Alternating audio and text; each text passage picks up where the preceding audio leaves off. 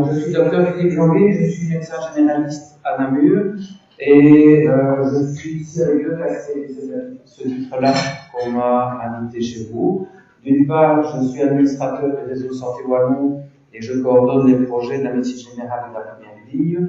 Et par ailleurs, pour le compte du FAGW, je coordonne également les projets de e-formation, de e-santé sur le territoire de la région Wallonne. Voilà. Et donc, on m'a demandé de parler aujourd'hui d'informatique médicale du généraliste, enjeux et perspectives. Et dans ce cadre-là, 4 points, ou 5 points plus exactement, me semblaient importants à vous partager. Un point concernant le réseau Santé Wallon, puisque nous sommes sur le territoire wallon et que nous avons ce formidable outil. Un deuxième point concernant le plan d'action belge 2013-2018 de la e-santé de Madame Debloc. Et là, je suis désolé, c'est la partie probablement la plus embêtante pour ne pas dire autre chose. Mais il est important, quand on travaille, de connaître le cadre légal dans lequel on fonctionne. Je reviendrai un instant sur le SUMER, qui est notre outil à nous, médecins généralistes, de communication avec les autres lignes de soins. Nous parlerons de la multidisciplinarité et puis de la formation e-santé éventuellement, si on a encore quelques instants. Le réseau Santé Wallon, je vous rappelle, dès le début, son but c'était simplement d'interconnecter les dossiers médicaux informatisés, de permettre à chaque médecin, on pourrait dire même à chaque prestataire, de consulter les documents disponibles pour un patient, de permettre à chaque médecin généraliste, ici ce sont bien deux dont on parle, de déposer un dossier résumé d'urgence, le fameux SUMER, dans le coffre-fort du réseau Santé Wallon. On va revenir sur ce terme coffre-fort et le terme SUMER tout de suite. Et d'ouvrir l'accès à la multidisciplinarité, et ça dès 2006, il était bien question d'ouvrir la porte par rien qu'aux médecins au réseau Santé Wallon. Tout ça en ne réinventant pas l'existant et en faisant en sorte de ne pas centraliser les données. On est tous d'accord que plus il y a des données de santé centralisées, plus ça deviendrait une proie intéressante pour les hackers, c'est indéniable bien sûr. Alors, au jour d'aujourd'hui, le réseau Santé Wallon, c'est aussi, bien sûr, d'assurer la fonction de hub, c'est-à-dire de concentrateur des données venant des différents hôpitaux et venant de la médecine générale et des autres prestataires de première ligne, assurer les fonctions de coffre-fort pour ceux-ci et aussi pour la communauté germanophone d'ailleurs, et d'assurer un rôle de portail pour le patient. Il ne faut pas oublier que le principal dans toutes les actions qu'on fait, c'est le patient et que celui-ci, sans parler nécessairement d'empowerment, peut faire et doit faire un certain nombre de choses concernant ces données de santé. La situation belge, je vous la rappelle, sur le territoire de la Wallonie, l'ensemble des hôpitaux wallons et tous les hôpitaux wallons, même ceux de Liège, même ceux du bas de Liège, etc., sont maintenant connectés au réseau Santé Wallon. La première ligne que je représente, ou que les médecins généralistes représentent, mais pas que eux, ont besoin d'un système pour partager leurs données 24 heures sur 24, puisque le soir, je vous rappelle, nous retirons la prise de nos ordinateurs, ce qui ne se fait pas à l'hôpital, c'est toujours en route. Mais dans la première ligne de soins, nous devons déposer les informations qu'on veut partager sur un média qui, lui, soit totalement disponible 7 jours sur 7 et 24 heures sur 24, ce sont ces fameux coffres-forts. Il en existe un pour la Wallonie, il en existe un pour la Flandre également. Le serveur de RégIP existe aussi, mais ça on n'en parlera pas aujourd'hui, pour les pharmaciens aussi, et les données de vaccination ont des serveurs spécifiques également. Ceci est une vue un petit peu éclatée de la Belgique. On pourrait dire ici à gauche en dessous se trouve la Wallonie avec le réseau Santé Wallon sous le nom de Hub, tous les hôpitaux qui sont connectés, dont le CHR de la Citadelle par exemple, et derrière la fenêtre du CHR de la Citadelle, eh bien, il y a tous les prestataires, que ce soit les spécialistes, que ce soit les laborantins, que ce soit les infirmiers, les kinés, etc., etc. Mais les prestataires de soins de première ligne que nous sommes, médecins généralistes, mais également éventuellement les infirmiers, sont connectés à ce hub également, comme ils le sont aussi, et comme le pourraient être, et ils le sont déjà, certains laboratoires de l'extérieur et certains radiologues extérieurs également, connectés au hub et connectés au fameux coffre-fort de la région wallonne. Si ceci représente une connexion d'un hub flamand, eh bien, il existe un système qui permet de passer de manière sécurisée toutes les données d'un côté à l'autre du pays. La Belgique est tout à fait homogène à ce niveau-là. Je ne vais pas m'attarder sur ceci. La gouvernance du réseau Santé Wallon, ça je voulais vous le rappeler, est quand même tout à fait spécifique, dans la mesure que le réseau Santé Wallon est la propriété des prestataires de la médecine générale et de la médecine spécialisée. au travers des regroupements locaux, comme l'ARTEL. Ici, sur Liège, c'est l'association locale de thématique médicale, donc l'ARTEL, moitié généraliste au son simple, moitié spécialiste, je crois que dans la salle. Et donc, c'est l'ARTEL et ses autres associations sœurs qui décident de ce que le réseau Santé Wallon va devenir et est et pourrait ne plus être à un moment donné. Je dis par là que si les tendances un peu trop centralisatrices d'un gouvernement fédéral pourraient devenir un risque pour les données de santé de nos patients, nous pourrions très bien couper les ponts vers le fédéral et continuer notre aventure de manière autonome. C'est aussi une notion de sécurité des données de santé que nous souhaitons gérer. Alors, pas mal de choses se sont passées sur le réseau Santé Wallon. Il a été créé, comme je vous l'ai dit, en 2006. Il fait l'objet d'audits de sécurité. Le décret Wallon a été promulgué en 2015 et le financement est devenu pérenne maintenant en 2016. Tous les hôpitaux régionaux sont connectés, je vous l'ai dit, même le petit dernier du Bois d'Abbaye qui enfin a démarré aussi dans notre région, un hôpital spécialisé de revalidation est connecté, des hôpitaux psychiatriques, la majorité d'entre eux, et des laboratoires privés, tous ces instances, tous ces hôpitaux sont connectés au réseau Santé Wallon. Au niveau du réseau Santé Wallon, il y a maintenant plus de 22% de la population wallonne qui a donné son consentement au partage de ces données de santé au travers de celui-ci. 22%, enfin d'ailleurs 25% au 25 décembre. Mais ça signifie en fait quasiment la moitié de la population en demande de soins. Et donc c'est ce qu'on constate d'ailleurs dans les consultations hospitalières, quand j'en arrive, près de la moitié sont déjà connectés au réseau Santé Wallon. Au niveau de la médecine, plus de 10 000 prestataires ont donné le consentement par ailleurs, dont 3 000 généralistes, et puisqu'on connaît le nombre approximatif probablement de médecins généralistes qui serait un peu inférieur à 4 000 en Wallonie, un peu inférieur à 4 000 en Wallonie. Donc 3/4 médecins généralistes partagent ou peuvent partager des données de santé au travers du réseau Santé Wallon ou consulter des données. Donc pour les hôpitaux, le message est clair.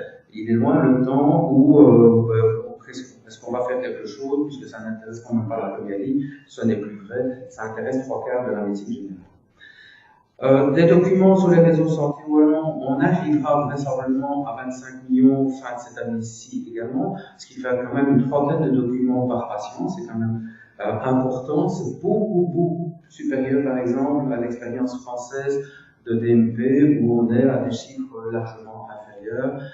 Des SUMER, ces fameux dossiers d'urgence dont on va parler dans un instant, eh bien, il y en a quand même énormément également, et de plus en plus, vous voyez que la courbe est quasiment croissante fortement, en tout cas, et ça devient quand même quelque chose à prendre en compte pour les urgentistes qui sont là.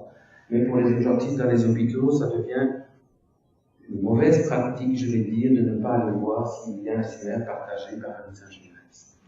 Alors, ce fameux SUMER, je vous rappelle de quoi est-il constitué. Il est constitué de différents éléments, et on la verra tout de suite un peu plus en détail, dont les volontés du patient, ses allergies, ses facteurs de risque, les diagnostics, le schéma de médication et les vaccinations. Ceci est accessible, vous voyez, par le médecin que j'ai représenté en bas à gauche avec son miroir sur la tête, et par le patient quand le médecin généraliste a décidé de donner accès à ses patients à ces SUMER. Ces SUMER ne sont publiés que moyennant une phrase invitant à prendre des distances par rapport à l'exhaustivité des données partagées. Et je prends quelques instants pour vous lire. Avertissement, les données présentes dans un SUMER ne peuvent être considérées comme exhaustives, c'est en concordance avec les principes du réseau Santé Wallon d'ailleurs. Ces données sont présentées à titre purement indicatif et ne dispensent jamais une anamnèse circonstanciée. Alors on ne va pas faire ce débat-là aujourd'hui, sinon on est parti pour 2 heures et je sens que je ne serai pas accepté dans cette fonction. Alors, déploiement des documents sur le réseau Santé Wallon. Différents types de documents sont accessibles évidemment par celui-ci, dont des prises de sang, des images de coronarographie et au protocole bien entendu, des protocoles de scanner et des images de scanner par exemple, Et comme je le disais, éventuellement d'autres éléments que je représente ici, dont par exemple des panoramiques dentaires qui vont bientôt être accessibles aux dentistes également, puisque les dentistes, comme prestataires de première ligne, ont des accès au réseau santé wallon, dont je vais parler dans un instant, et pourraient avoir accès à des panoramiques dentaires pareilles. Alors, les documents publiés par le réseau Santé Wallon et par Hôpital, je ne peux pas vous donner les noms des hôpitaux, c'est trop touchy, ça donne lieu à trop de concurrence, mais vous constaterez facilement au-dessus à gauche qu'il y a des hôpitaux qui publient des 5 millions ou des 4 millions de documents, et d'ailleurs, entre parenthèses, les hôpitaux de la région, de votre région, sont parmi ceux-là au-dessus à gauche, et que par contre, il y a des hôpitaux aigus et dont les médecins ne sont pas mauvais du tout, mais où la publication est confidentielle véritablement, donc il y va dans l'organisation de la décision du conseil médical, d'une question de technique, bien sûr, mais de moins en moins, et alors de la décision de publier l'antériorité des données de santé. Donc à partir du moment où le patient rentre à l'hôpital, eh bien, des documents sont créés, bien entendu. L'hôpital peut aussi décider de publier tous les documents qu'il a en sa possession depuis 5 ans, depuis 10 ans. Au niveau de la médecine de première ligne, ça nous intéresse évidemment d'avoir ce type d'informations par ailleurs. Donc, ceci est un plaidoyer, bien sûr, pour ce type de publication. Alors, le plan d'action e-santé 2013-2018. Ce plan d'action concernant la e-santé, un petit mot sur la e-santé, ceci ne représente que l'utilisation d'informatique dans le domaine de la santé, c'est tout, il n'y a rien d'autre derrière ce mot e-santé, pour permettre une circulation d'informations entre les différents prestataires via ces vecteurs modernes que sont par exemple Internet.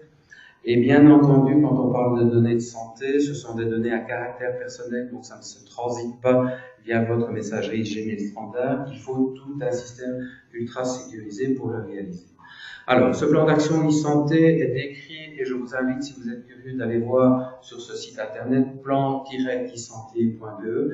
Il a été constitué dans le décours de 2015, quand le plan a été redéfini par la ministre actuelle. 20 points d'action y sont définis. Alors, c'est Madame de Bloch, bien entendu, qui est à la commande, beaucoup plus que l'INAMI, beaucoup plus que l'SPF Santé, qui est à la commande, je veux dire, de la définition de ces points et surtout de leur temporalité aussi. Elle met, c'est l'image que j'ai choisie d'elle, un cadre par rapport à ça. Et vous connaissez, alors on aime, on n'aime pas, je ne suis pas là ici pour vous faire aimer des choses, mais elle met un cadre et elle veut que des choses soient réalisées en un certain temps.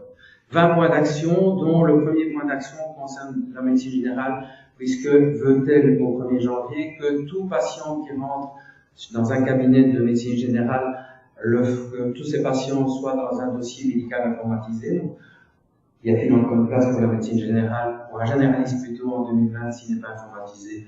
On peut se poser la question. Tous devraient avoir un DMG et tous devraient avoir un SUME. C'est la décision en tout cas de la ministre. Sachez que les hôpitaux ne sont pas en reste, ils sont soumis eux aussi à des pressions pour leur informatisation. Donc tout le monde est obligé d'avancer et pour 2019, les hôpitaux ont quand même des plans très précis à réaliser. Le point d'action 3, puisqu'il y en a 20, je vous en cite quelques-uns, concerne le schéma de médication, qui est quelque part le minimum, je veux dire, d'informations qu'un médecin généraliste devrait partager pour que son patient soit pris en charge aux urgences hôpitales ou au poste de garde. Ce schéma de médication, il existe en Wallonie dans le Sumer, en Flandre dans un coffre-fort, mais c'est un point d'action qui avance beaucoup, comme le 4 qui est la prescription électronique, qui concerne pas rien que la médecine générale, mais les dentistes aussi vont devoir l'utiliser par ailleurs, et les hôpitaux bien entendu aussi. Alors le point d'action 6, c'est un peu ce changement de paradigme qu'on évoquait peut-être tout à l'heure en termes de multidisciplinarité. Comment peut-on faire mieux en collaborant à 4 types de professionnels différents alors que nous fonctionnons déjà de notre côté avec des informations?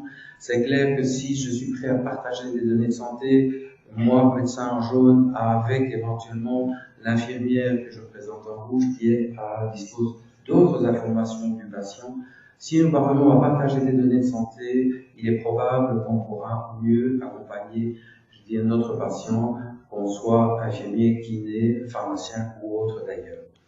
Les hôpitaux psychiatriques ne sont pas en reste et sont concernés par un point d'action spécifique. Les incitants à l'utilisation de la e-santé et les primes informatiques sont liés à l'utilisation. Rapidement, je vous rappelle, en médecine générale, puisque vous êtes essentiellement des généralistes ici, les 6 facteurs qui font que votre prime peut varier de rien du tout, de 1500 € à près de 5050 €. Je vous invite à aller, je veux dire, vers vos syndicats éventuellement ou le site des formations e-santé pour avoir le détail de ces points-là. Je ne vais pas m'attarder aujourd'hui. C'est le point d'action 13, c'est peut-être le seul qui soit véritablement informatique puisqu'on parle de standardisation et de terminologie.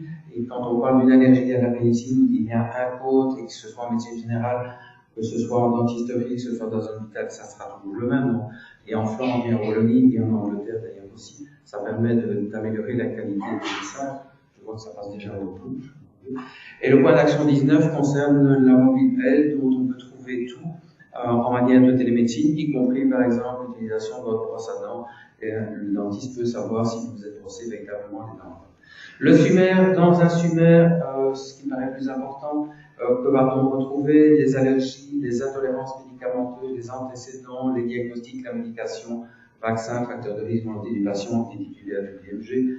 Rappelons-nous en termes de médecine générale que si nous partageons déjà rien que la médication actuelle, eh bien ça suffit à la majorité des prestataires qui ont l'occasion de voir le patient en cas aux urgences de comprendre, je veux dire, la problématique de santé du patient. Donc, si vous faites des SUMER, faites-le, mais ne faites que ça, rien que pour les médications, c'est vraiment très facile de le faire. Ce SUMER qui est produit quasi automatiquement par nos logiciels labellisés nous permet de prévisualiser et d'en extraire éventuellement les éléments confidentiels qu'on ne voudrait pas partager. Comme je vous l'ai dit tout à l'heure, la manière dont il est partagé sur le réseau Santé Wallon s'accompagne d'un avertissement. Attention, un SUMER n'est pas nécessairement exhaustif. On va le voir dans nos logiciels labellisés de manière très facile, je l'ai dit, permettant une visualisation aisée.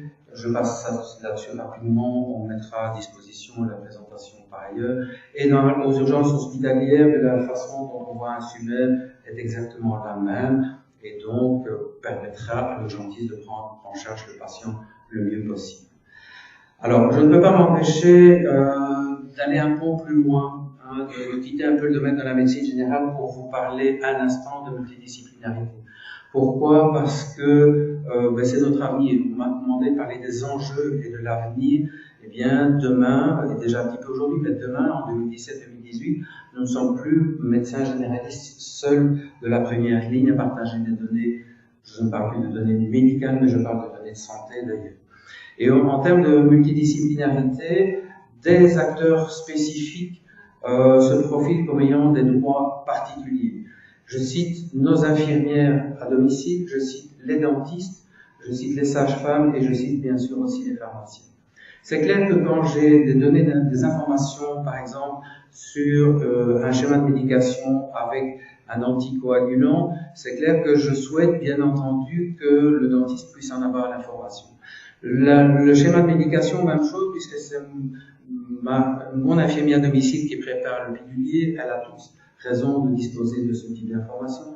La sage-femme, qui a en fait la charge totale de la femme qui a accouché et qui sort après 3-4 jours, et la charge aussi de l'enfant, c'est évident que s'il y a des informations à lui partager, c'est elle qui assure au 100% la continuité des soins à ce moment-là, donc elle est légitime à avoir ce type d'informations, et les pharmaciens, bien entendu aussi, si je pense à l'exemple du schéma de médication que je prescris. Donc ces 4 catégories ont des critères particuliers, ont un statut particulier dans la multidisciplinarité. Et les 4 vont pouvoir se connecter au portail du réseau Santé Wallon avec leur carte d'identité et leur code PIN bien entendu, et pouvoir consulter des données de trajets de soins dans les régions où évidemment on fait des trajets de soins, ou des extraits de SUMER et déposer des notes éventuellement en TXT. L'extrait du SUMER dont je vous parlais, le schéma de médication accessible à ces 4 professions dès à présent, vont s'accompagner également d'un petit warning en disant attention, ceci est un extrait du SUMER, c'est pas un SUMER complet bien entendu. Mais par exemple, voilà, vu par un prestataire de première ligne, le schéma de médication de ma patiente, et avec les informations, ben, tiens, il prend du Syntron. C'est tout à fait utile éventuellement pour ces prestataires à un moment donné. Ils vont pouvoir, comme je vous le disais, et je vous montre un exemple ici pour une infirmière, ils vont pouvoir écrire via leur portail du réseau Santé Wallon, écrire une note à destination du médecin généraliste ou d'autres types de prestataires. Voici une infirmière qui suivait mon patient sorti il y a 15 jours de l'hôpital et qui avait un problème de plaie complexe à la jambe. Eh bien, elle constate qu'il y a un souci, qu'elle veut le partager avec le médecin généraliste que je suis ou avec l'urgent ou avec le chirurgien vasculaire. Elle fait une petite note dans le réseau Santé Wallon, elle l'accompagne éventuellement d'une photographie, d'une iconographie, et ça permet, je veux dire, à ce moment-là, non seulement à elle-même qui l'a créé, mais au médecin, moi généraliste ou le médecin spécialisé de l'hôpital, avoir l'iconographie de ce suivi de plaie. Donc non seulement elle peut consulter des données, par exemple l'extrait du SUMER, mais elle peut également partager des données de santé. Il en est de même pour ces différentes catégories professionnelles que je vous ai citées. Alors, un dernier mot, et je crois que je vais arriver quand même dans les temps presque, pour parler de les formations à la e-santé. Donc, Madame de Blog, dans le point d'action 12, a mis de l'argent sur la table pour que les connaissances en matière de e-santé soient améliorées auprès de la médecine générale et de la première ligne. Et donc, des formations sont organisées. Un site internet a été créé pour compte du FAC, donc pour décrire ces formations et leur contenu. Il s'appelle www.i-santewallonie.be et vous y trouvez toutes les informations sur les contenus des formations qui sont structurées en niveau 1, niveau 2 et niveau 3, avec par région, ce qui est organisé. C'est là que se trouvent les formations. Alors, ces formations sont organisées depuis le mois d'avril à peu près, et c'est ainsi que les formations 1, qui sont une information sur le réseau Santé Wallon et ce fameux plan e-santé, ont été organisées sur une grosse partie de la Wallonie, comme vous voyez là sur les cartes. Des formations de niveau 2 qui donnent beaucoup plus d'informations techniques sur ce que doit pouvoir faire un logiciel de médecine générale ou un logiciel d'autres prestataires d'ailleurs, ont été également organisées dans une bonne partie de la Wallonie. Et alors des formations niveau 3 qui sont des formations par prestataire de soins et par utilisateur d'un type de logiciel ont été également organisées. Et là aussi, environ 600 médecins généralistes ont participé jusqu'au 15 novembre, et ce n'est pas fini puisqu'il y en a encore pas mal organisé d'ici la fin de l'année. Voilà. Et donc, ceci pour vous rappeler que des formations vont se faire pour les médecins généralistes, bien sûr, mais également pour ces différents types de prestataires que sont les infirmiers, les dentistes, les pharmaciens et les sages-femmes, dans la mesure où leurs besoins sont spécifiques, et je crois que je suis juste dans le temps. Je vous remercie. Voilà. Alors, cet exposé, évidemment, en général, ça prend quasiment 2 heures pour le faire, donc j'ai vraiment serré, coupé, etc. Et je ne vais pas plus répondre à toutes les questions que vous pourriez vous poser par rapport à ça. Encore un dernier mot. Donc, on est vraiment ici dans une situation de changement de paradigme. Alors, l'informatique, c'est pas un but en soi. L'informatique n'est là que pour vous faciliter des choses dans ce contexte qui va évoluer. Et de façon relativement facile grâce à l'existence justement du réseau santé. Voilà.